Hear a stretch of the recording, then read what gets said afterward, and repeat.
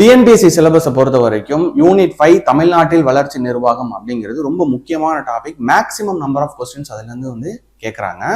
இந்த தமிழ்நாட்டில் வளர்ச்சி நிர்வாகத்தை பொறுத்த வரைக்கும் வேளாண்மையோட பாலிசி நோட்ஸ் நம்ம இப்ப பார்க்க போறது ரொம்ப ரொம்ப முக்கியம்.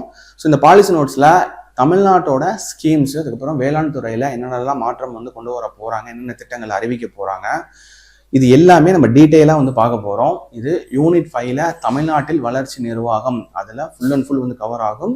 எக்கனாமிக்ஸ் பார்ட்லையும் கொஞ்சம் கொஞ்சம் கவர் ஆகும். டீட்டெயிலாக பாருங்க. இது ஃபுல்லாக டீட்டெயிலாக என்னென்ன திட்டம் கொண்டு வர போகிறாங்க, என்ன ஸ்கீம்ஸை பற்றிலாம் டிஸ்கஸ் பண்ணியிருக்காங்க அப்படிங்கிறது ஃபுல் அண்ட் ஃபுல் நம்ம இங்கே எக்ஸ்பிளனேஷனோட பார்க்க போகிறோம். வேளாண்மை உழவர் நலத்துறையால் வழங்கப்பட்ட கொள்கை விளக்க குறிப்பு 2026-27. ஸோ இதை நம்ம பார்க்கறதுக்கு முன்னாடி நிறைய மேற்கோள்களோட ஆரம்பிச்சிருப்பாங்க அவங்களோட உரையை. அதாவது அறிஞர்களோட மேற்கோள்கள், அது ரொம்ப ரொம்ப முக்கியம். அதுவுமே எக்ஸாம்ஸில் வரக்கூடிய வாய்ப்புகள் அதிகமாக இருக்குது. அதுக்கு அடுத்தது திருக்குறள், இந்த பாலிசி நோட்ஸில் வரக்கூடிய திருக்குறள் அப்படிங்கிறது நம்ம கட்டாயம் படித்து தெரிஞ்சுக்கணும். அந்த திருக்குறளோட பொருள் என்ன அப்படிங்கிறது நம்ம தெரிஞ்சு வச்சுக்கணும். இப்போ மேற்கோள்கள் அப்படிங்கிறது பார்த்தீங்கன்னா சங்க இலக்கியம் அப்புறம் இலக்கிய மேற்கோள்கள். அதை பொறுத்த வரைக்கும் திருக்குறள் உழுவார் உலகத்தாருக்கு ஆணி அத்தாற்றாது எழுவாரை எல்லாம் பொறுத்து, இந்த குறளோட தான் இந்த வேளாண்மை பாலிசியை டிஸ்கஸ் பண்ண ஆரம்பிச்சிருப்பாங்க. ஸோ இந்த குறள் முதல்லே கொடுத்துருப்பாங்க, ஸ்டார்டிங்லேயே இதை சொல்லியிருப்பாங்க. இது ரொம்ப ரொம்ப முக்கியம். இதோட பொருள் என்ன அப்படின்னா, உழவு தொழில் செய்பவர் தான் உலகத்திற்கே அச்சாணியா இருக்கிறாங்க. மற்ற தொழில் செய்யறவங்களுக்கும் இந்த உழவு தொழில் அவங்க தான் தாங்கி பிடிப்பாங்க அப்படிங்கிறது இதோட பொருளா இருக்கு. இந்த குறள் ரொம்ப ரொம்ப முக்கியம். வரக்கூடிய எக்ஸாம்ஸ்ல இதுல இருந்து கொஸ்டின்ஸ் வரதுக்கு நிறைய வாய்ப்பு இருக்கு, பார்த்துக்கோங்க. ஏன்னா நம்ம பாலிசி நோட்ஸ் ஃபுல்லா டிஸ்கஸ் பண்ண போறோம். ஸோ எதுவுமே விடாம என்ன அசம்பிளியில பேசினாங்களோ அதை அப்படியே டீட்டெயிலா டிஸ்கஸ் பண்ண போறோம். ஒரு சில இடத்துல இது முக்கியம், இதை பார்த்துக்கோங்க, எக்ஸாம் பாயிண்ட் ஆஃப் வியூல இதை பார்த்துக்கோங்க அப்படிங்கிறது தனியா ஹைலைட் பண்ணி சொன்னேன் அப்படின்னா அது தனியா குறிப்பு எடுத்து வச்சுக்கோங்க. கட்டாயம் அதுல கொஸ்டின்ஸ் வரும். ஓகேங்களா? ஸோ அதுக்கு அடுத்தது கம்பராமாயணம், அடுத்தது ஔவையார். கம்பராமாயணத்துல உழவு பத்தின மேற்கோள், அடுத்தது ஔவையார் என்ன சொல்லியிருக்கிறார் அப்படிங்கிறதும் நம்ம இங்க பார்க்க வேண்டியதா இருக்கு. உலகெல்லாம் ஒளி விளங்கும் உழவர் உளும் உழவாளே, இது கம்பராமாயணத்தோட கம்பரோட கூற்று. அதை மேற்கோளா இங்க கொடுத்துருக்குறாங்க. அதோட பொருள் உலகம் முழுவதும் ஒளி விளங்குவதற்கு காரணம் உழவர் செய்யும் உழவு தொழிலே அப்படிங்கிறது இதோட பொருளா இருக்கு. அடுத்தது ஔவையாரோட கூற்று பாத்தீங்கன்னா, உழுதுண்டு வாழ்வதற்கு ஒப்பில்லை கண்டீர் என்றும் உழவே இனிது அப்படின்னு ஔவையார் சொல்லியிருக்கிறாரு. இதோட பொருள்னா, உழுது உழைத்து உண்டு வாழ்வதற்கு நிகரானது வேறு எதுவும் இல்லை, உழவு தொழிலே எப்போதும் இனிமையானதுன்னு ஔவையாரோட கூற்றோட பொருளா இருக்கு. இது ஒரு ஸ்கிரீன்ஷாட் கூட எடுத்து வச்சுக்கோங்க. இதை மறக்காம நோட் பண்ணிக்கோங்க. இப்போ வேளாண்மை பாலிசி நோட்ஸ் அப்படிங்கிறது போட்டு நீங்க என்ன பண்ணிக்கலாம், இதெல்லாமே நோட்ஸ் ஷார்ட் நோட்ஸா நீங்க நோட் பண்ணிக்கலாம். ஏன்னா எல்லா டிபார்ட்மெண்ட்டோட நம்ம பாலிசி நோட்ஸும் பார்த்துருவோம். அதுவும் குறிப்பா எக்ஸாம்ஸ்க்கு 9 டிபார்ட்மெண்ட் அப்படிங்கிறது ரொம்ப ரொம்ப ரொம்ப முக்கியம். சிலபஸ்ல டைரக்டா வரக்கூடிய டிபார்ட்மெண்ட்ஸ் அதெல்லாம். ஓகேங்களா? அதனால அது எல்லாமே பார்த்துக்கோங்க. இந்த பாலிசி நோட் சீரீஸ் அப்படிங்கிறத நம்ம தொடர்ந்து எடுத்துட்டு போவோம், நோட் பண்ணிக்கோங்க. அதுக்கு அடுத்தது செங்கோட்டு பல்லு. இந்த செங்கோட்டு பல்லு அப்படிங்கிறது என்னன்னா, நாற்று விடுவாங்கல்ல வயல்ல விவசாயம் பண்றதுக்கு, நாற்று விடுவதற்கு ஒரு சில ப்ரொசீஜர்ஸ் இருக்கு, படிநிலைகள் இருக்கு. அந்த படிநிலைகளை பத்தி பேசக்கூடிய நூல் எதுனா செங்கோட்டு பல்லு. இதை கூட கேட்கலாம், நாற்று விடுவதற்கான படிநிலைகளை பற்றி பேசக்கூடிய நூல் எது அப்படின்னு கேட்டு ஒரு 4 ஆப்ஷன் கொடுக்கலாம். அப்போ இதுல கூட உங்களுக்கு கொஸ்டின்ஸ் மிஸ் ஆயிடக்கூடாது அப்படிங்கிறதுக்காக அந்த பாயிண்ட் சொல்றேன். அது செங்கோட்டு பல்லு. செங்கோட்டு பல்லுல இருந்து என்ன மேற்கோள் காட்டியிருக்கிறாங்க அப்படின்னா, முந்தி தரிசடித்து முச்சாரியாய் மறித்து நைந்திடவே சேறுகலைக்கு நயமாக நாலு உழவு. ஸோ இதோட பொருள் அப்படிங்கிறது பார்த்தீங்கன்னா, உழவு அப்படிங்கிறது மண்ணை சேராக்கிறது. முதல் படிநிலை நாற்று விடுவதற்கு மண்ணை சேராக்கணும் அப்படிங்கிறத முதல் படிநிலை. அதுதான் இதோட பொருளா இருக்கு. அதுக்கு அடுத்தது திருக்குறள் வான் சிறப்பு. இந்த குறளும் நோட் பண்ணிக்கோங்க. நெடுங்கடலும் தண்ணீர்மை குன்றும் தடிந்தெழிலி தான் நல்காது ஆகிவிடின் அப்படிங்கிற இந்த குறள் வான் சிறப்பு அதிகாரத்துல இருந்து இந்த குறள் மேற்கோள் காட்டியிருக்கிறாங்க. இது ரொம்ப ரொம்ப முக்கியம். மேகம் கடல்ல இருந்து நீரை மிகுந்து மீண்டும் மழை பெய்யல அப்படின்னா பரந்த கடலும் தன்னோட வளத்துல குன்றும் அப்படிங்கிறது தான் இதோட பொருளா இருக்கு. இதுக்கு அடுத்தது பட்டினப்பாலை மலைப்படுகடாம். இதோட மேற்கோள்கள். ஏன்னா இந்த வரியை கொடுப்பாங்க, இந்த வரியை கொடுத்துட்டு கமல், மஞ்சள், முளை, இஞ்சி இந்த வரியை கொடுத்து இது எந்த நூல்ல இடம்பெற்றிருக்கக்கூடிய மேற்கோள்கள் இல்லை எந்த நூல்ல இடம்பெற்றிருக்கக்கூடிய வரிகள் அப்படின்னு கேட்டா திடீர்னு நமக்கு அவுட் ஆஃப் சிலபஸ் மாதிரி இருக்கும். ஆனா கரண்ட் அஃபேர்ஸ்ல பாலிசி நோட்ஸ்ல இதை நம்ம படிச்சிருந்தோம் அப்படின்னா அந்த கொஸ்டின்ஸை உங்களால ஆன்சர் பண்ணிட முடியும். ஓகேங்களா? ஸோ இந்த இடத்துல மஞ்சளும் இஞ்சியும் சங்க காலத்துல பணப்பயிரா இருந்தது. பணப்பயிர் அப்படின்னா ரொம்ப காஸ்ட்லியா, காசு வந்து அதிகமா கிடைக்கக்கூடிய பயிரா இருந்திருக்கு. அடுத்தது இது வந்து பட்டினப்பாலை. அடுத்தது மலைப்படுகடாம் பொறுத்த வரைக்கும் மகளிர் கிளிகளை விரட்ட தட்டை வாசித்தது. ஓகேங்களா? மலைப்படுகடாம்ல இருக்கக்கூடிய மேற்கோள்கள் அப்படிங்கிறது ஒளிகிழன் தட்டை புடையுணர் புனம்தொறும் கிளிகடி மகளிர் வெளிபடு பூசல்.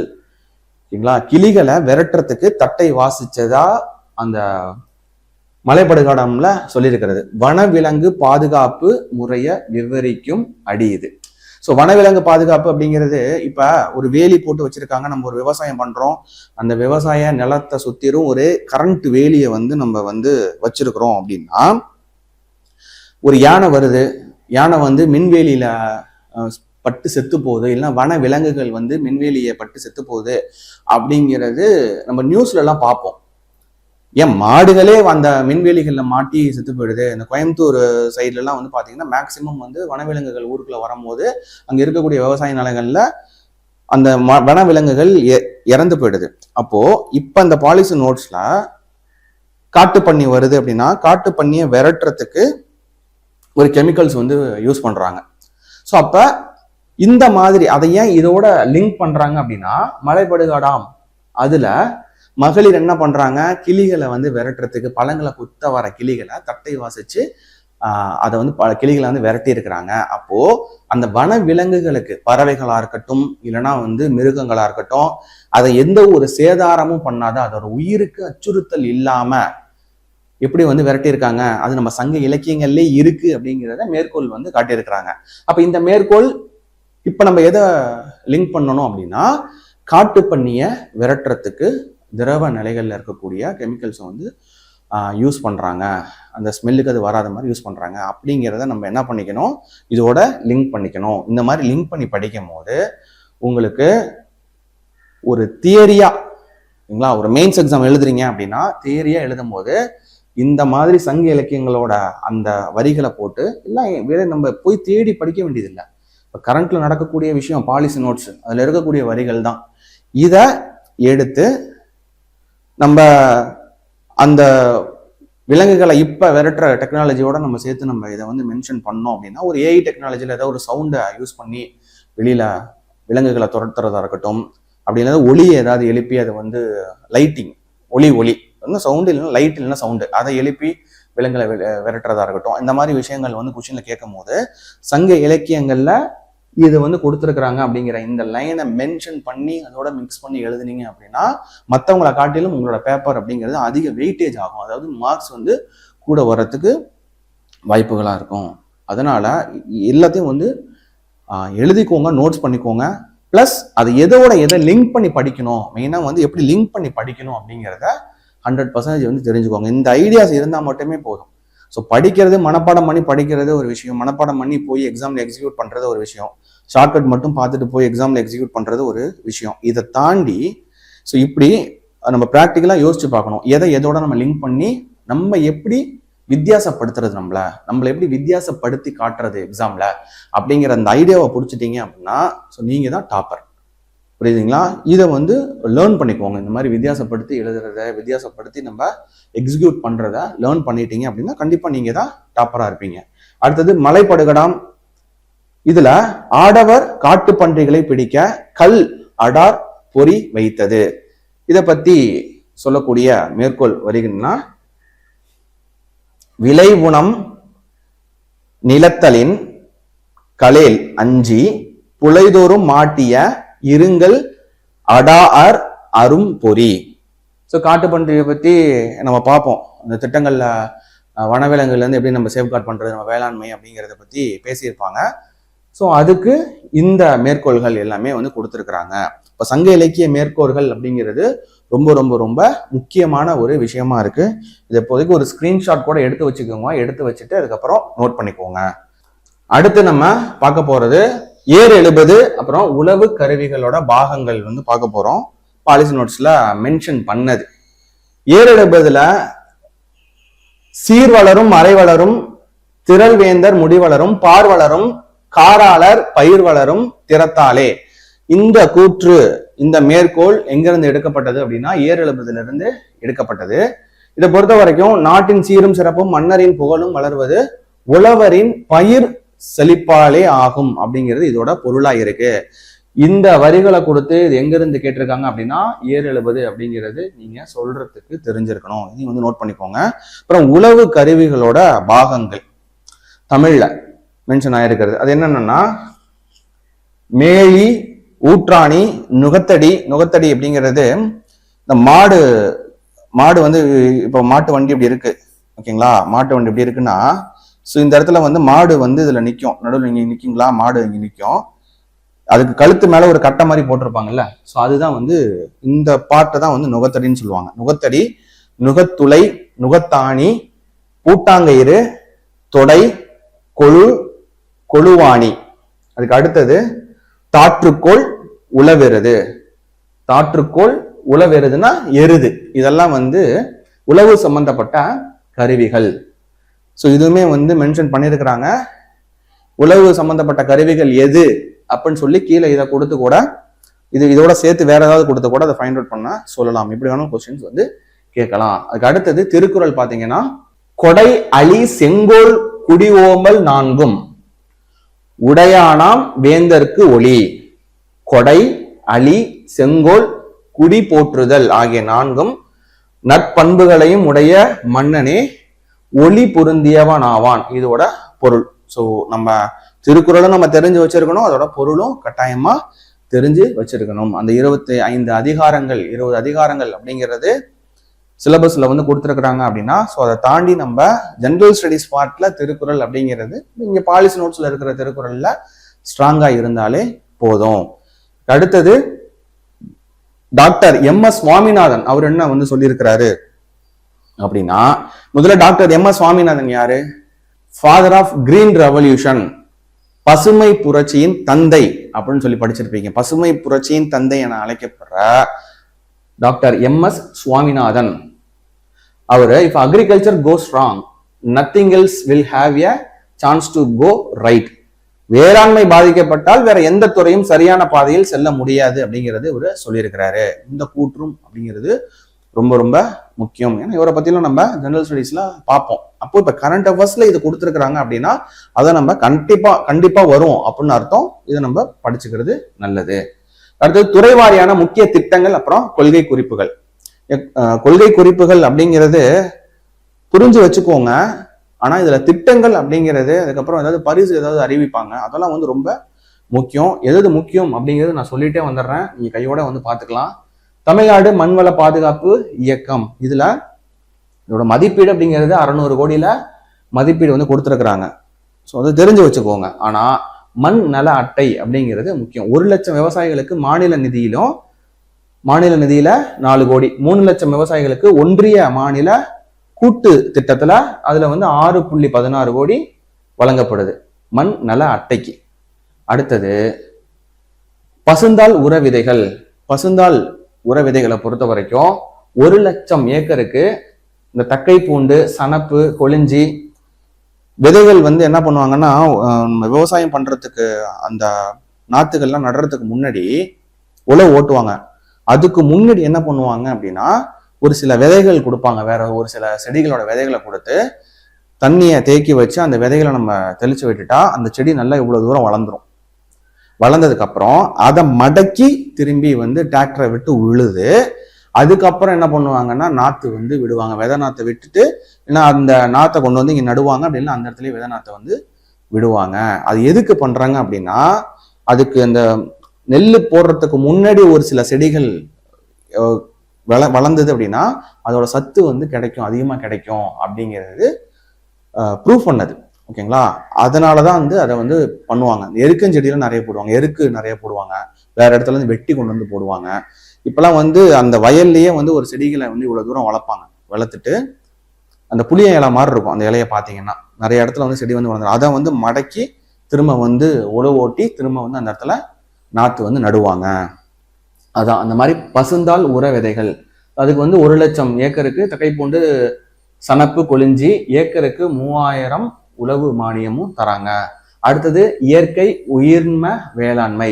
20,000 ஏக்கர்ல, மொத்தம் 20,000 ஏக்கர்ல இயற்கை விவசாயம், மொத்தமா ஒரு 20,000 ஏக்கர் அளவுக்கு கணக்கு. அதுல இயற்கை விவசாயம் செய்வங்களுக்கு 4,000 ஏக்கருக்கு 4,000 ஏக்கருக்கு 4,000ன்னு 20,000 ஏக்கர் வரைக்குமே அவங்க உதவித்தொகை செய்யறாங்க. யாருக்கு? இயற்கை விவசாயம் பண்றவங்கள ஊக்குவிக்கிறதுக்காக இந்த 4,000 உதவித்தொகை வருது.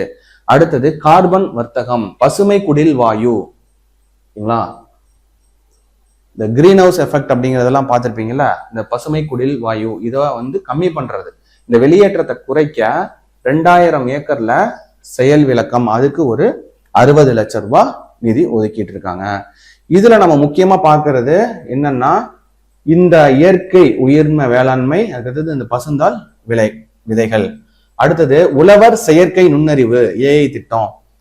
ஏன்னா வானிலை அப்படிங்கிறது ரொம்ப முக்கியமான ஒரு விஷயமா இருக்கு. இப்ப இருக்கக்கூடிய காலகட்டத்துல எப்ப மழை வருது, எப்ப வெயில் அடிக்குது அப்படின்னு சொல்ல முடியாது. வெயில் காலத்துல மழையும், மழை காலத்துல வெயிலும் அடிக்குது. அப்ப அந்த வானிலைய ஃபோர்காஸ்ட் பண்ணணும். முன்னாடியே தெரிஞ்சுக்கிட்டாங்க அப்படின்னா அதுக்கு தகுந்த மாதிரி பயிரை அழிவுல இருந்து காப்பாத்திட முடியும். ஒருவேளை பயிர் வந்து அழிஞ்சு போச்சு, பயிர் வந்து அவங்க அறுவடை பண்ணி மழை வந்து மாட்டிருச்சு அப்படின்னா கவர்மெண்ட் தான் அதை வந்து என்ன பண்றாங்க, நஷ்டஈடு அப்படிங்கிற மாதிரி பணம் வந்து கொடுக்குறாங்க. விவசாயிகள் அவங்களுக்கு டைமும் வேஸ்ட், கவர்மெண்ட்டுக்கு இதனால எக்ஸ்ட்ரா செலவினமும் ஆகும். அதை தடுக்கிறதுக்கு வானிலை முன்னாடியே வந்து வெதர் ஃபோர்காஸ்ட் நமக்கு தெரிஞ்சுக்கிட்டோம். இப்பெல்லாம் வந்து வெதர் ஃபோர்காஸ்ட்ங்கிறது ஒரு 3-4 மாசம் வரைக்குமே துல்லியமா கெஸ் பண்ணி சொல்லிடுது. ஓகேங்களா, ஸோ அதை ஏஐ டெக்னாலஜியோட வந்து இணைக்கிறாங்க. அது பூச்சி மேலாண்மை. பூச்சி இருக்கிறது ஒரு பெரிய பிரச்சனை விவசாயத்தை பொறுத்த வரைக்கும். ஏகப்பட்ட பூச்சிகள் வந்து பயிரை வந்து நாசம் பண்ணிடும். அடுத்தது சந்தை நிலவரம். இப்ப என்ன ரேட்டு போயிட்டு இருக்கு? திடீர்னு பார்த்தா தக்காளி வந்து 5 கிலோ 50 ரூபாங்க, திடீர்னு 1 கிலோ 70 ரூபாய் 80 ரூபாய் விற்கும். அப்ப சந்தை நிலவரத்தை தகுந்த மாதிரி விவசாயிகள் வந்து சந்தைக்கு கொண்டு போனாங்க அப்படின்னா அவங்களுக்கு நஷ்டம் ஏற்படாம அதை பார்த்துக்க முடியும். அதெல்லாம் ஏஐ டெக்னாலஜியோட இணைக்கிறாங்க. அப்புறம் குரல் வழி வேளாண்மை சேவைகள். நம்ம ஏதாவது ஃபோன் பண்ணோம் அப்படின்னா கம்ப்யூட்டர் வாய்ஸ் வந்து பேசும் பார்த்தீங்களா, அந்த கம்ப்யூட்டர் அசிஸ்டன்ட்டோட நமக்கு நம்மளோட ஹெல்ப்பை நம்ம வந்து கேட்டுக்கலாம். ஸோ அந்த மாதிரியான விஷயமும் இன்க்ளூட் பண்றாங்க. இதுக்கு ஒரு 2 கோடி ரூபா ஒதுக்கிடுறாங்க. அதுக்கு அடுத்தது வேளாண்மை அடுக்கு திட்டம், அக்ரிஸ்டாக். டிஜிட்டல் இந்தியா திட்டத்தின் கீழே இது ரொம்ப முக்கியம். ஏன்னா ஒரு சென்ட்ரல் கவர்மெண்டோட ஸ்கீம்ஸ்க்கு கீழே ஒரு நம்ம ஸ்டேட் கவர்மெண்டோட ஸ்கீம் வந்து இணையும் போது அது கொஞ்சம் ஹைலி இம்பார்ட்டண்டா நம்ம பார்க்கணும். அப்போ இந்த வேளாண் அடுக்கு திட்டம் அப்படிங்கிறது நோட் பண்ணிக்கோங்க, ரொம்ப முக்கியம். இதுல டிஜிட்டல் இந்தியா திட்டத்தோட கீழே மொத்தம் 16,810 கிராம வரைபடங்கள் கணினிமயமாக்கப்பட்டிருக்கு ஏற்கனவே. இதுல 48.93 லட்சம் விவசாயிகளுக்கு 4.38 கோடி வேளாண் நிலங்களுக்கும் அடையாள எண்களும் உருவாக்கப்பட்டிருக்கு. இது வந்து வேளாண் அடுக்கு திட்டம். இது வந்து ஏற்கனவே இது வந்து பண்ணியிருக்கிறாங்க அப்படிங்கிறது மென்ஷன் ஆயிருக்கு. டிஜிட்டல் இந்தியா திட்டத்தின் கீழே இது வந்து ஏற்கனவே பண்ணியிருக்கிறாங்க. இதோட வந்து இந்த வேளாண் அடுக்கு திட்டத்தை லிங்க் பண்றாங்க. அடுத்தது QR குறியீடு சான்றிதழ். QR குறியீடு சான்றிதழ் அப்படிங்கிறது விதை கொடுப்பாங்க. கவர்மெண்ட்ல வந்து விதை வந்து கொடுப்பாங்க. நம்ம கவர்மெண்டோட விதையை போய் நம்ம வாங்கி இடம் வச்சிருந்தோம் அப்படின்னா விதையை போய் வாங்கிக்கலாம். வாங்கிட்டு நம்ம போய் நம்ம யூஸ் பண்ணிக்கலாம். அதுல ஒரு QR கோடு வந்து கொடுத்துட்டு அதை வந்து பராமரிக்க, அதை வந்து கண்காணிக்கிறாங்க. அந்த விதை வந்து ப்ராப்பரா வந்து அவங்களுக்கு தான் போகுது அப்படிங்கிறது மாதிரி கண்காணிக்கிறது மாதிரி QR குறியீடு சான்றிதழ்களோட சான்றளிக்கப்பட்ட விதைகளுக்கு முழுமையான கண்காணிப்பு முறைய சீடு ட்ரேசபிலிட்டி, எங்க இருக்கு சீடு போயிட்டு இருக்கு, கரெக்டா தான் போகுதா, இல்லை இங்க வாங்கிட்டு போய் வேற அதாவது கள்ளச்சந்தையில எதுவும் விற்கிறாங்களா அப்படிங்கிறத கரெக்டா கண்காணிக்கிறது மாதிரி QR கோடு ஃபெசிலிட்டிஸோட உங்களுக்கு வருது. ஸோ அதை வந்து மென்ஷன் பண்ணியிருக்கிறாங்க. இதெல்லாம் ஜஸ்ட் வந்து தெரிஞ்சு வச்சுக்கோங்க, முக்கியம் அப்படிங்கிறது இன்னும் நம்ம வரல. அடுத்தது பயிர் சார்ந்த எண்ணெய் வித்து இயக்கம். ஏற்கனவே பயிர் சாகுபடி 15.19 லட்சம் ஏக்கர்ல இருந்தது. இப்ப என்ன பண்றாங்கன்னா 24.7 70 லட்சம் ஏக்கராவும், எண்ணெய் வித்துக்கள்னு அந்த சூரியகாந்தி விதைகள் அப்படின்லாம் இருக்கு பாத்தீங்களா. அதுக்கு அடுத்தது கடலை, நிலக்கடலை, அதெல்லாம் வந்து நம்ம அரைச்சோம்னா எண்ணெய் வருது. அப்புறம் வந்து நம்ம யூஸ் பண்ற நல்லெண்ணெய், அது வந்து எள்ள ஆட்டி அது வரக்கூடிய எண்ணெய். அப்ப இந்த எண்ணெய் இதெல்லாம் தான் எண்ணெய் வித்துக்கள். இந்த எண்ணெய் வித்துக்களை 9.26 லட்சம் ஏக்கர்ல இருந்து 14.89 லட்சம் ஏக்கரா உயர்த்த ஒரு 203.64 கோடி நிதி உதவி. அப்புறம் தமிழ்நாடு சிறுதானிய குறுதானிய இயக்கம், இந்த இயக்கம் என்ன பண்ணுது அப்படின்னா கம்பு, சோளம், கேழ்வரகு இதோட வளர்ச்சிக்கு 63.81 கோடி. அடுத்தது சாமை, திணை, வரகு, குதிரைவாளி உள்ளிட்ட குறுதானிய பரப்பை அதை வந்து இருமடங்காக்க, இப்ப விவசாயம் பண்ணிட்டு இருக்கக்கூடிய அந்த பரப்பை அதிகமாக்குற இருமடங்காக்கிறதுக்கு 29 மாவட்டங்கள்ல 7.61 கோடி நிதி. அதுக்கு அடுத்தது புதிய தானியங்கள் அறிமுகம், சீமை தானியம், கொய்னா, அடுத்தது பாப்பரை, பக்வீட், இதெல்லாம் வந்து புதிய தானியங்கள் அறிமுகம். இது வந்து நோட் பண்ணிக்கோங்க, ஹைலி இம்பார்ட்டன்ட். என்னென்னலாம் புதிய தானியங்கள் அப்படிங்கிறது நோட் பண்ணிக்கோங்க. சீமை திணை, திணை அப்படிங்கிறது இருக்கு. சீமை திணை, பாப்பரை, பக்வீட்டு, குலசாமை, பிரவுன் டாப் மில்லைட், இத நீலகிரி, திண்டுக்கல், கிருஷ்ணகிரி, சேலத்துக்கு அறிமுகப்படுத்த 30 லட்சம். அடுத்தது பருத்தி மறுமலர்ச்சி இயக்கம், இது 5 ஆண்டு திட்டம். இதுல வந்து நடப்பாண்டுல மட்டும் 27.21 கோடி நிதி ஒதுக்கீடு பண்ணியிருக்கிறாங்க. இதுல இந்த பாயிண்ட் வந்து ரொம்ப முக்கியம். ஸோ இந்த ஊர்களுக்கு இந்த சிறுதானியங்களை அறிமுகப்படுத்துறாங்க. அதாவது கொஞ்சம் கொஞ்சம் வந்து ஏற்கனவே அங்க பண்ணிட்டு இருப்பாங்க, அது சக்சஸ் ஆயிருக்கும். ஸோ அதை வந்து கேள்விப்பட்டு என்ன பண்ணுவாங்கன்னா பெரிய அளவுல வந்து அதை இம்ப்ளிமெண்ட் வந்து பண்ணுவாங்க. இப்போ நம்ம ஊர்லயே வந்து பாத்தீங்கன்னா மேக்சிமம் வந்து அந்த மிளகெல்லாம் கூட கொண்டு வர ஆரம்பிச்சிட்டாங்க. அந்த பேராவூர்ணி சைட்லாம் வந்து பாத்தீங்கன்னா மிளகெல்லாம் வந்து சக்சஸ்ஃபுல்லா வந்து பண்ணிட்டு இருக்காங்க. ஏன்னா மிளகு அப்படிங்கிறது மலை பிரதேசத்துல மலைச்சரிவுகள்ல தான் வந்து காணப்படும். அதையே இங்க வந்து கொண்டு வராங்க. அந்த மாதிரி ஒரு இடத்துல வந்து சக்சஸ் பண்ணிட்டாங்க அப்படின்னா அதை மாதிரியா எடுத்து இன்னும் கொஞ்சம் எக்ஸ்பேண்ட் வந்து பண்றதுக்கு ட்ரை பண்ணுவாங்க. கவர்மெண்ட்டும் இதுல வந்து நிறைய சப்சிடிஸ் இதெல்லாம் வந்து இன்க்ளூட் பண்ணி கொண்டு வரும். ஓகேங்களா. அடுத்தது தென்னைக்கான சிறப்பு திட்டம். தென்னை இதுக்கான சிறப்பு திட்டம்னா தென்னை டானிக், இது 86,000 ஏக்கருக்கு. இது ரொம்ப முக்கியம். ரூகோஸ் சுருள் வெள்ளை ஈ கட்டுப்பாட்டு. இதோட இந்த ரூகோஸ் சுருள் வெள்ளை ஈ இது வந்து அந்த தென்னையில வரக்கூடிய ஒரு வகையான பூச்சினே வந்து சொல்லலாம். அது தென்னையோட மகசூலை ஃபுல்லா வந்து எடுத்து காலி பண்ணிடும். அதை கட்டுப்படுத்துறதுக்காக மொத்தம் 86,000 ஏக்கருக்கு 5 புதிய ஒட்டுண்ணி உற்பத்தி மையங்கள். அப்புறம் இது எங்க வந்து பண்றாங்கன்னா கரூர் முதலப்பட்டியில புதிய தென்னை நாற்று பண்ணை, இது வந்து கரூர்ல அமைக்கிறாங்க. இதை வந்து இந்த ஈய வந்து இந்த வகையான ஈய வந்து கட்டுப்படுத்துறதுக்கு மொத்தமா 5 புதிய ஒட்டுண்ணி உற்பத்தி மையங்களை தமிழகத்துல அமைக்கிறாங்க. இது ரொம்ப முக்கியம். 48 லட்சம் ரூபாய் அதுக்கு. அடுத்தது தமிழ்நாடு தென்னை பதப்படுத்தும் கழகம் 22.30 கோடியில புதிதாக அமைக்கப்படும் அப்படின்னு மென்ஷன் பண்ணியிருக்கிறாங்க. அடுத்தது பனை மரம், பனை பாதுகாப்பு, இது ரொம்ப முக்கியம். பனைமரம் அப்படிங்கிறது நம்ம இடத்துல இருந்தாலும் நம்ம ப்ராப்பரா வந்து கவர்மெண்ட்டை பெர்மிஷன் வாங்கிட்டு தான் அந்த பனைமரத்தை வெட்டணும். ஏன்னா பனைமரம் அப்படிங்கிறது நம்மளோட மாநில மரமா இருக்கு.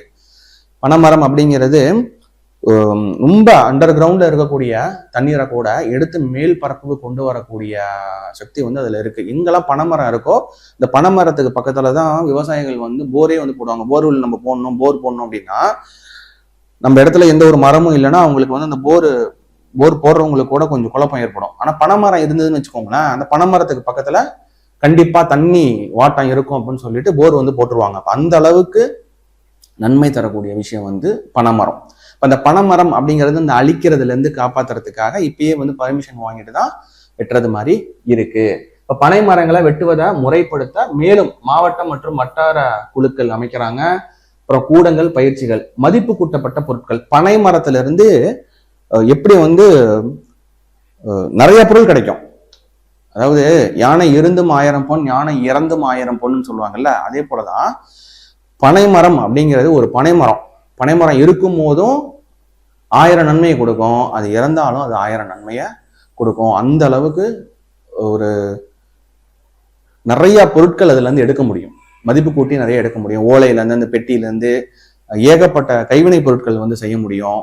நம்ம வந்து இப்பதான் வந்து ஏசி இருக்கு, ஃபேன் இருக்கு. இன்னமும் கிராமப்புறங்கள்ல வந்து இப்பெல்லாம் கிராமப்புறங்கள்லயும் ஃபேன் தான் இருக்கு. ஒரு ஒரு 20-30 வருஷத்துக்கு முன்னாடிலாம் எல்லார் வீட்லயும் வந்து ஓட்டு வீடா இருந்ததுன்னா கண்டிப்பா ஒரு 4-5 விசிறினாச்சும் வச்சிருப்பாங்க. எப்படியும் உங்களோட தாத்தா பாட்டி வீட்டுக்கு நீங்க லீவுக்கு போயிருக்கும் போது, கிராமங்கள்ல போயிருக்கும் போது அவங்க கண்டிப்பா 4-5 விசிறி அங்க இருக்கும். வாசல்ல உட்காந்து விசிறிட்டு இருப்பாங்க. விசிறி தான். அந்த விசிறி எதுல இருந்து செய்யறதுன்னா பனைமரத்தோட ஓலையில இருந்து செய்யறது. அது மட்டும் இல்லாம குடில் அமைக்கிறதுல இருந்து பனம் ஓலை அப்படிங்கிறது ஸ்ட்ராங்கா இருக்கும். ஏன் ஈவன் வந்து ஆதி காலத்துல வந்து இப்பெல்லாம் பேப்பர், அப்பெல்லாம் வந்து ஓலைச்சுவடி அப்படிங்கிறதே ஓலையில இருந்து தானே மெயின்டைன் ஆகி வந்திருக்கு.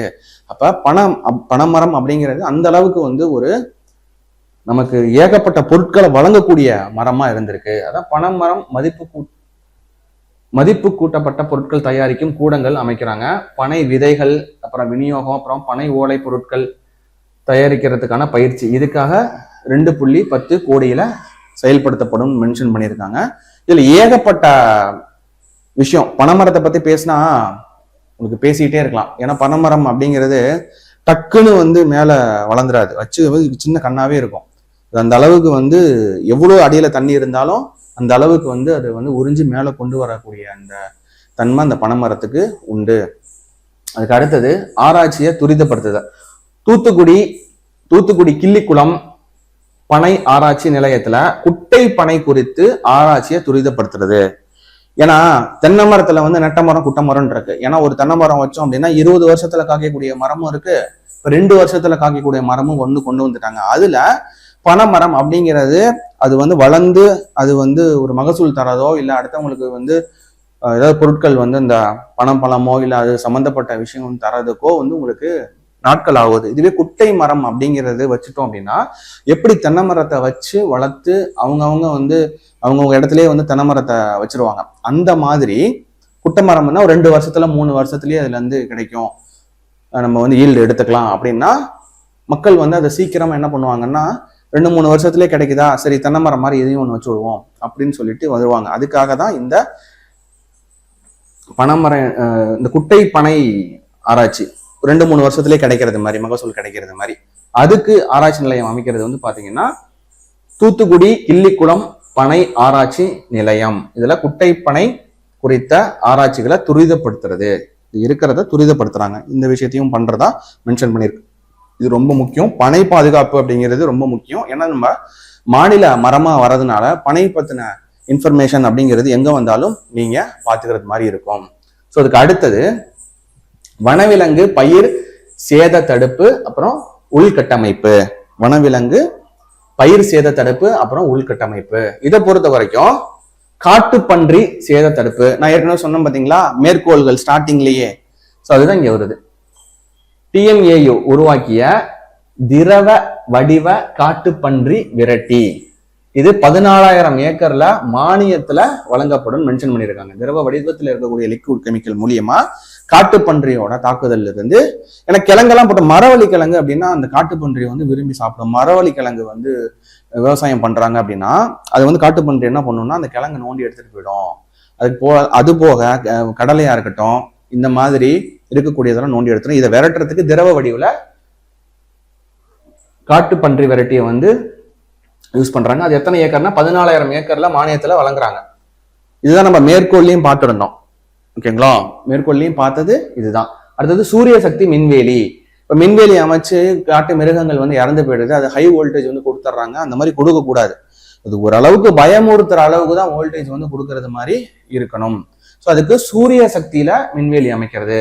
யானை காட்டுப்பன்றி அதோட தடுப்புக்கு 2 கோடியில சூரிய சக்தி மின்வேலி அமைக்கிறது. அப்புறம் சீமை கருவேல மரங்கள் அப்படிங்கிறது 4 கோடியில மாவட்ட ஆட்சியர்கள் மூலமா அகற்றக்கூடிய அமைப்பை வந்து பண்றாங்க. அடுத்தது முக்கிய விருதுகள் அப்புறம் சமூக நல திட்டங்கள். இது ரொம்ப ரொம்ப ரொம்ப ரொம்ப முக்கியம். இந்த பாலிசி நோட்ஸ்லயே ரொம்ப முக்கியமான பகுதி அப்படிங்கிறது இதுதான். எக்ஸாம்ஸ்ல அதிகமா கேட்கக்கூடிய பகுதி அப்படிங்கிறது இதுதான். நோட் பண்ணிக்கோங்க. மற்றதெல்லாம் ஜஸ்ட் வந்து பார்த்தோம். இது வந்து ஹைலி இம்பார்ட்டன்ட். முக்கிய விருதுகள் அப்புறம் சமூக நல திட்டங்கள். இந்த திட்டங்களும் முக்கியம், விருதுகளும் முக்கியம். அண்ணல் அம்பேத்கர் வேளாண் உதவி திட்டம். இந்த திட்டம் அப்படிங்கிறது என்னன்னா ஆதி திராவிட பழங்குடியின சிறு குறு விவசாயிங்க இருக்காங்கல்ல, அவங்க உயர் மதிப்பு வேளாண் திட்டங்கள்ல கூடுதலா 20% மானியமும் 70 முதல் 80% வரைக்கும், பாசன வசதி இல்லா 300 விவசாயிகளுக்கு 100% மானியத்துடனும் ஆழ்துணை கிணறு அமைக்கிறதுக்கான நிதி வந்து தராங்க. இது வந்து மொத்த நிதி அப்படிங்கிறது 56.72 கோடி ரூபாய். அடுத்தது மக்கள் சேவகர் அஞ்சலை அம்மாள் விருது. இந்த விருது அப்படிங்கிறது யாருக்கு தராங்கன்னா, மாநில அளவுல அதிக மகசூல் பெறும் 30 சிறு குறு விவசாயிகளுக்கு 2.5 லட்சம், 1.5 லட்சம், அடுத்தது 1 லட்சம் வீதம் பரிசுகள் வழங்கக்கூடிய திட்டம். இது மக்கள் சேவகர் அஞ்சலை அம்மாள் அவங்க பேர்ல வந்து கொடுக்குறாங்க.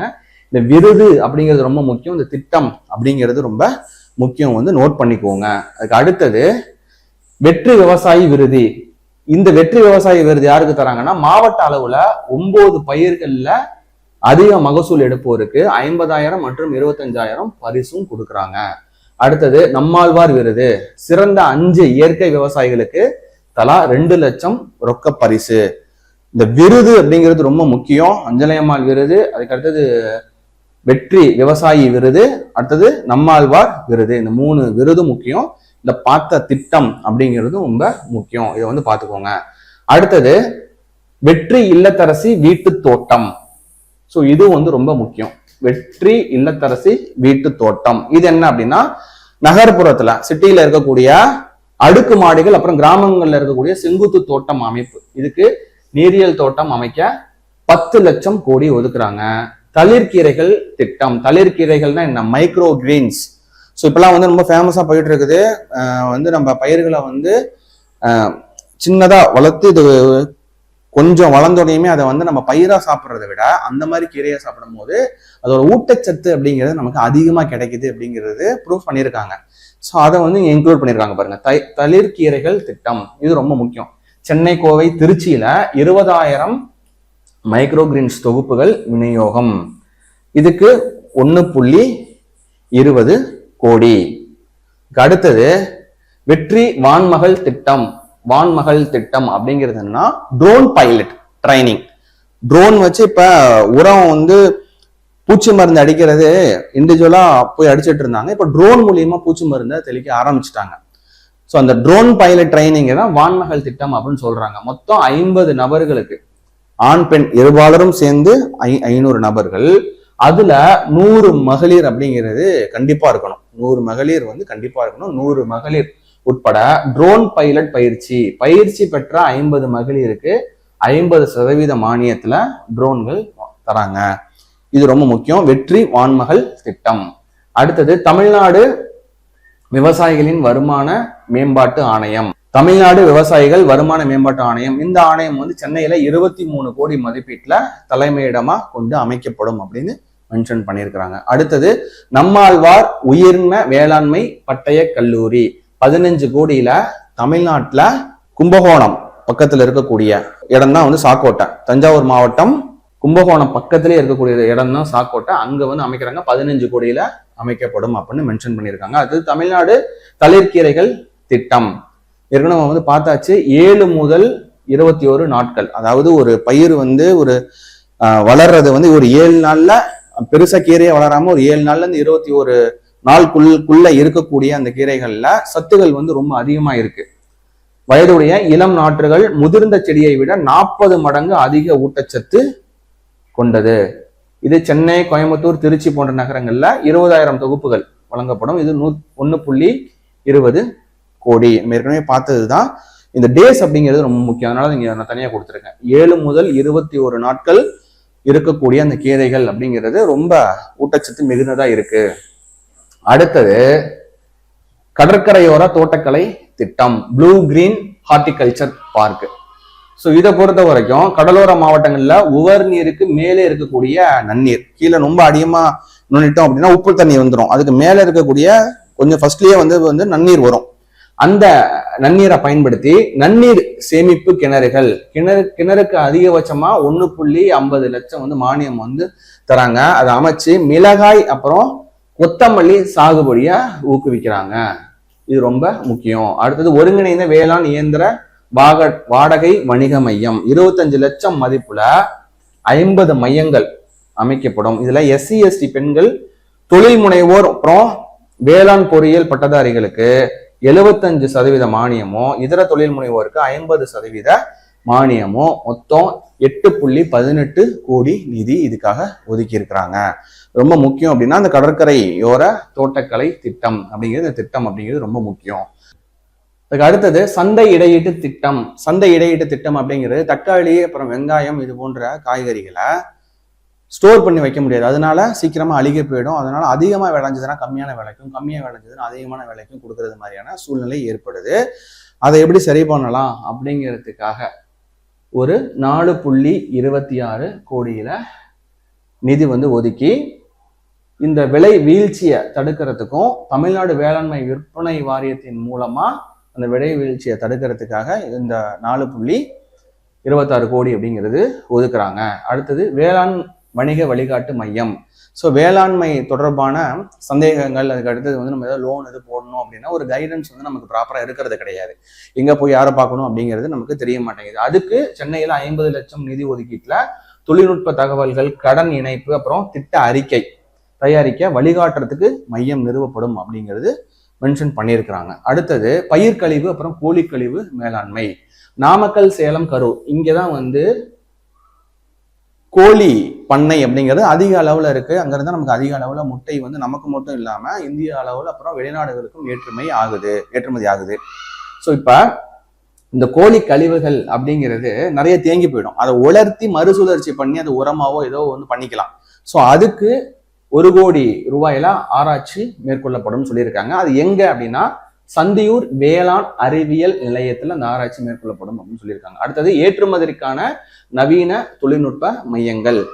ஏற்றுமதிக்கான நவீன தொழில்நுட்ப மையங்கள் அப்படிங்கிறது எங்க அமைக்கிறாங்க? மாங்காய் ஏற்றுமதிக்காக கிருஷ்ணகிரி மாவட்டத்தில் இருக்கக்கூடிய பையூர், அப்புறம் மிளகாய் ஏற்றுமதிக்காக ராமநாதபுரம், அப்புறம் கோவில்பட்டி இங்க இருக்கக்கூடிய மையங்கள்.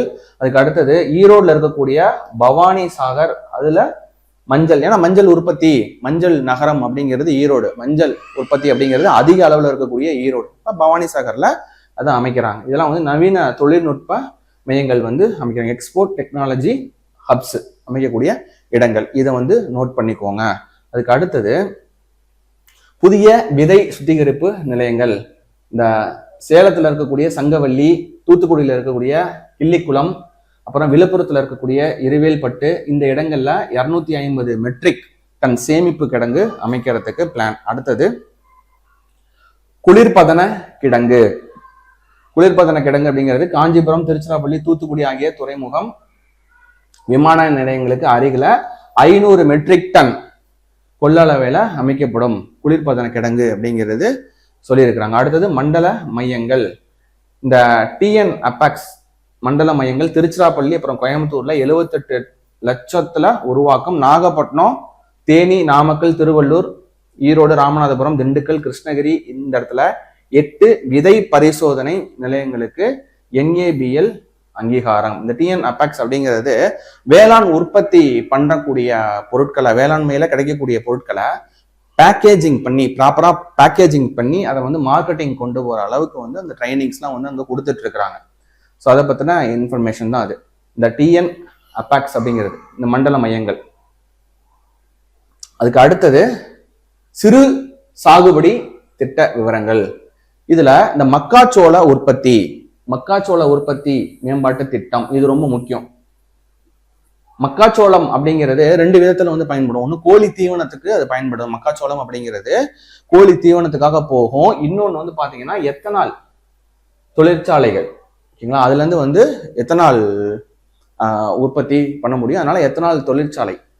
அப்போ கோழி தீவனம் அப்புறம் எத்தனால் தொழிற்சாலைகளுக்காக 36 கோடி ஒன்றிய மாநில நிதி ஒதுக்கீட்டுல 3.47 லட்சம் ஏக்கர் பரப்பளவுல செயல்படுத்தப்படும் அப்படிங்கிறது மென்ஷன் பண்ணியிருக்காங்க. அது மக்காச்சோளத்தை உற்பத்தி பண்ணா கோழி தீவனத்துக்கு அதிகமாக அது பயன்படும். அதுல இருந்தும் எத்தனாலும் எக்ஸ்ட்ராக்ட் பண்ணி எடுக்க முடியும். அதுக்கு அடுத்தது கிழங்கு வகை சுவைதாளி பயிர்கள், ஓகேங்களா, மஞ்சள், இஞ்சி, பூண்டு சாகுபடியை பெருக்க 2500 ஏக்கர் பரப்புல 4 கோடி ரூபாய் நிதியில் பரப்பு விரிவாக்கம் செய்யப்படும் அப்படிங்கிறது மென்ஷன் பண்ணியிருக்காங்க. அதாவது மஞ்சள், இஞ்சி, பூண்டு சாகுபடியை பெருக்கிறதுக்கு, அதோட சாகுபடியை அதிகப்படுத்துறதுக்காக. அதுக்கு அடுத்தது பாரம்பரிய பழங்கள் காய்கறி ரகங்கள் அதை மீட்டெடுக்கும் முயற்சியில செங்கவருக்கை, வெட்டையன் இதெல்லாம் வந்து மாம்பழத்தோட வகைகள், நம்ம தமிழ்நாட்டு மாம்பழ வகைகள். அடுத்தது பன்ருட்டி பலா, முண்டன் கக்கை, முண்டன் சக்கை, அப்புறம் செம்பருத்தி, இதெல்லாம் வந்து பலா வகைகள், பலாப்பழ வகைகள், நம்ம தமிழ்நாட்டோட பலாப்பழ வகைகள். முக்கணிகள் சொல்லுவாங்கல்ல, மா பலா வாழை அப்படிங்கிறது, அது நம்மளோட பாரம்பரிய காய்கறி வகைகள் அப்படின்னா இதெல்லாம் பன்ருட்டி பலா, முண்டன் சக்கை, அடுத்தது செம்பருத்தி. அடுத்தது வாழைப்பழத்தை பொறுத்த வரைக்கும் மட்டி, நமரன், சிறுமலை, விருப்பாச்சி, லாடன், உதிரன், இது எல்லாமே வாழைப்பழ ரகங்கள், நம்மளுடைய பாரம்பரிய வாழைப்பழ ரகங்கள். இந்த வாழை ரகங்கள் போன்ற பாரம்பரிய ரகங்களை ஊக்குவிக்கிறதுக்கு 3.88 கோடி ஒதுக்கீடு. அடுத்தது உயர் மதிப்பு பழங்கள். உயர் மதிப்பு பழங்கள் அப்படிங்கிறது வெளிநாட்டு பழங்கள் கூட நம்ம வந்து சொல்லலாம். ப்ளூபெரி, ரம்புட்டான், லிச்சி, டிராகன் பழம் எங்க பார்த்தாலும் கிடைக்குது. நம்ம ஊர்லயும் இதை விளைவிக்க ஆரம்பிச்சிட்டாங்க. அப்புறம் அவகடோ, கிவி, மங்குஸ்தான், பேஷன் பழம், அப்புறம் தாய்லாந்து இனிப்பு புளி, அப்புறம் குளிர் பிரதேசம் அது இல்லாத பகுதியில் விளையும் ஆப்பிள். அந்த ரகம் என்ன அப்படின்னா இதுதான் HRMN-99, அப்புறம் KLD. இதுதான் வந்து குளிர் பிரதேசம் இல்லாத பகுதியில் வளரக்கூடிய ஆப்பிள். இதை வந்து நோட் பண்ணிக்கோங்க, கேட்டாங்க அப்படின்னா எழுதுறதுக்கு ஈஸியா இருக்கும். இந்த ஆப்பிள் மொத்தம் வந்து 930 ஏக்கர்ல 1.88 கோடியில அறிமுகப்படுத்தப்படும் அப்படின்னு கொடுத்துருக்காங்க, மென்ஷன் பண்ணியிருக்கிறாங்க. இதுக்கு அடுத்தது மர வகை புலி சாகுபடி. வறட்சி பகுதிகளில் புலிக்கெல்லாம் வந்து பாத்தீங்கன்னா தண்ணி அந்த அளவுக்கு வந்து தேவைப்படாது. வறட்சி பகுதிகளான தருமபுரி, கிருஷ்ணகிரி, ராமநாதபுரம், தூத்துக்குடி, திண்டுக்கல், திருச்சி, இங்க ஹெக்டருக்கு 20,000 மானியத்துல 5 ஆண்டுகள்ல 1250 ஏக்கர்ல 1 கோடியில் ஒட்டு ரக புலி சாகுபடி ஊக்கப்படுத்தப்படும் அப்படின்னு சொல்லியிருக்காங்க. அடுத்தது குன்னூர் பழவியல் நிலையம். இங்க 100 ஆண்டு பழமை வாய்ந்த இந்த நிலையத்துல 75 லட்சத்தில் புதிய ஆப்பிள், பிளம், பீச், அப்புறம் பேரிக்காய் மரபணு தொகுப்பு உருவாக்கப்படும் அப்படிங்கிறது பாலிசி நோட்ஸ்ல கொள்கை குறிப்புல வந்து சொல்லியிருக்கிறாங்க. அடுத்தது கரும்பு மற்றும் சர்க்கரை துறை. இதை பொறுத்த வரைக்கும் விதை கரும்பு மானிய திட்டம் 50% மானியத்துல பருசீவல் நாற்றுகள், அப்புறம் ஒரு பரு விதைக்கரணை வழங்கிட 9.36 கோடி மாநில நிதியில் 17,315 ஏக்கரில் செயல்படுத்தப்படும். இதெல்லாம் வந்து 50% மானியத்துல இந்த விதை கரும்பு அப்படிங்கிறது சின்ன நாத்து மாதிரி வந்து கொடுப்பாங்க. கரும்பே வந்து குட்டி குட்டியா இருக்கும், அதை அப்படியே கொண்டு போய் நம்ம வந்து நட்டு வைக்கிறது மாதிரி இருக்கும். இதுக்கு அடுத்தது எத்தனால் தயாரிப்பு சாத்தியக்கூறு ஆய்வு. ஏன்னா இந்த எத்தனால் அப்படிங்கிறது இப்போ பெட்ரோல்ல கூட வந்து எத்தனால் வந்து கலக்கிறதுக்கு ஆரம்பிச்சிட்டாங்க. அப்ப எத்தனாலோட உற்பத்தி, அதோட நீட் அப்படிங்கிறது கொஞ்சம் அதிகமா இருக்கு. இதை பொறுத்த வரைக்கும் கள்ளக்குறிச்சி கூட்டு சர்க்கரை ஆலையில ஒரு நாளைக்கு 100 கிலோ லிட்டர் திறன் கொண்ட எத்தனால் வடிப்பாலை அமைக்க 20 லட்சம் பட்சத்தில் DPR விரிவான திட்ட அறிக்கை தயாரிக்கப்படும் சொல்லியிருக்கிறாங்க. ஸோ அந்த கரும்பு சர்க்கரைக்கு பார்த்தீங்களா, கரும்பு வேஸ்ட், அதாவது கரும்புல சர்க்கரை எடுத்துருவோம். சர்க்கரை எடுத்ததுக்கு அப்புறம் சர்க்கரை உற்பத்தி கரும்புல இருந்து வரும், ஆலக்கரும்புன்னு சொல்லுவாங்க.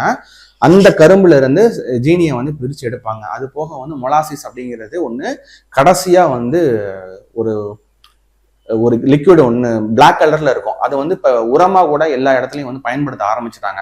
அந்த ப்ராசஸுக்கு, அந்த சர்க்கரை ஆலையில வரக்கூடிய ப்ராசஸ், சர்க்கரையிலிருந்து எத்தனால் அப்படிங்கிறது பிரிச்சு எடுக்கப்படும். அந்த எத்தனால் உற்பத்தி, எத்தனால் அப்படிங்கிறது இப்போ பெட்ரோலுக்காக வந்து கலக்குறாங்க. அது போக நம்ம மற்ற எத்தனால் மெத்தனால் அப்படிங்கிறதெல்லாம் வந்து பார்த்தீங்கன்னா சர்ஜிக்கல், அதாவது ஆப்ரேஷன் தியேட்டர்ல இருந்து நிறைய பர்பஸ்க்குலாம் வந்து அது யூஸ் ஆகுது. ஸோ இதை வந்து ஒரு நாளைக்கு 100 லிட்டரா எத்தனாலை வந்து பிரித்து எடுக்கிறதுக்காக 20 லட்சத்துல இந்த இது வந்து அமைக்கிறாங்க. இதுக்கு அடுத்தது முக்கிய எண்கள் அப்புறம் இலக்குகள். இது ரொம்ப இதை வந்து ஒரு ஸ்கிரீன்ஷாட் எடுத்து வச்சுக்கோங்க. ஓவராலா இந்த பாலிசி நோட்ஸ்ல இந்த உணவு தானிய உற்பத்தி இலக்கு 2026 27 இது எவ்வளவு, அப்புறம் 5 ஆண்டுகளுக்கான உணவு தானிய இலக்கு என்ன அப்படிங்கிறது, அப்புறம் இலவச மின்சார மானியம் என்ன, பயிர் கடன்கள், அப்புறம் நுண்ணீர் பாசன பாதுகாப்பு, பிரதம மந்திரி பயிர் காப்பீடு திட்டம், குறவை தொகுப்பு திட்டம், இது என்ன அப்படிங்கிறத ஒரு ஸ்கிரீன்ஷாட் எடுத்து வச்சுக்கோங்க. இந்த டேட்டாஸ் அப்படிங்கிறது கேட்டாங்க அப்படின்னா ஈஸியா நீங்க எழுதுற மாதிரி இருக்கும். அதுக்கு அடுத்தது இது வரைக்கும் நம்ம பார்த்ததா ஒரு ரீகால் மாதிரி பார்த்துடலாம்.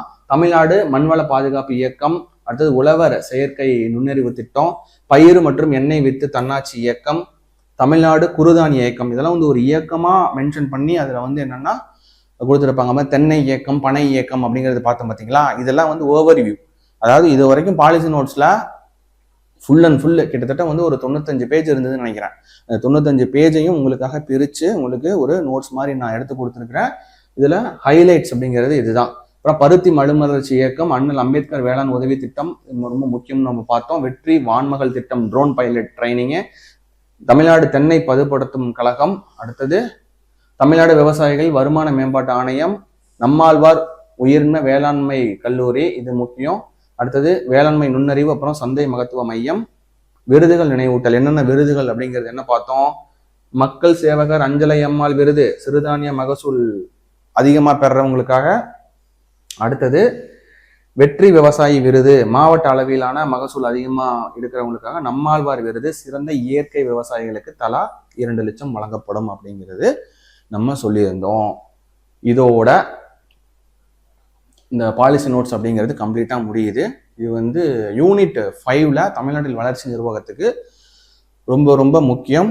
இதை ஃபுல்லாக வந்து பாருங்க. இதில் இருக்கக்கூடிய திட்டங்கள் அப்படிங்கிறத பாருங்க. ஒரு சில விஷயம்லாம் வந்து பாலிசி நோட்ஸ்ல என்ன கொடுத்துருக்காங்கிறத கொடுத்துருக்கேன். அந்த அளவுக்கு நம்ம அதை வந்து மனசுல ஏற்றிக்க வேண்டியதில்லை. ஒரு திட்டத்துக்கு ஒதுக்கப்படுற நிதியை விட ஒரு துறைக்கே ஒதுக்கப்படுற நிதி தான் வந்து நமக்கு கொஞ்சம் முக்கியம். இருந்தாலும் கொஸ்டின்ஸ் வந்து எப்படி கேட்குறாங்க அப்படிங்கிறது நம்மளால கெஸ் பண்ண முடியாது. ஸோ நம்மளோட கடமை எல்லாத்தையும் நம்ம பார்த்து வச்சுக்கிட்டோம் அப்படின்னா எந்த கொஸ்டின்ஸும் மிஸ் ஆகாது. ஸோ இந்த பாலிசி நோட் சீரீஸாக நம்ம வந்து பார்க்க போகிறோம். ஒவ்வொரு பாலிசி நோட்ஸ் வந்து விட இந்த மாதிரி பக்காவாக உங்களுக்கு பவர் பாயிண்ட் ப்ரெசன்டேஷன்லேயே நான் வந்து நோட்ஸ் எடுத்து, அது 1 டே ஆகும். ஏன்னா பாலிசி நோட்ஸ் நம்ம வந்ததுக்கப்புறம் 1 டே உட்காந்து படித்து அதில் என்னென்னலாம் எடுக்க முடியும் அப்படிங்கிறத நான் நோட்ஸாக மாற்றி அதுக்கப்புறம் பவர் பாயிண்ட் ப்ரெசன்டேஷனாக கொடுத்து உங்களுக்கு நான் கொடுத்துருவேன். கரெக்டாக ஃபாலோ பண்ணிக்கோங்க. தேங்க்யூ.